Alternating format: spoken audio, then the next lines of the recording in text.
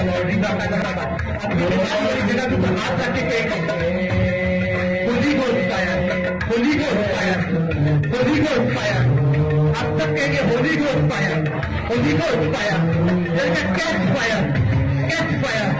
अपनी बीमारी वाले हिस्से की बात रखेंगे आई गिव यू फायर, मैं तुझे आज देता हूँ। Catch fire, catch fire, catch fire, catch fire, catch fire, fire fire fire fire fire fire fire fire fire,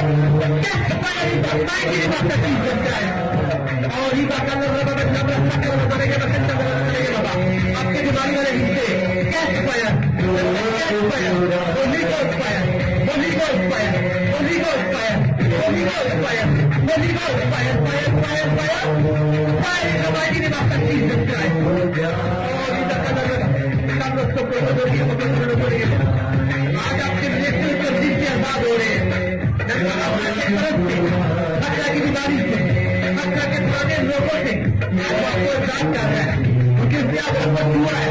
आपको फेस किया है, आपके जिस्म में जो अभी हरकत की हुई है ये इस बात का सबूत है कि आज खुदा मुझे आपको छू रहा है, आपको छू नहीं रहा बल्कि आपको फ्रेश भी कर रहा है।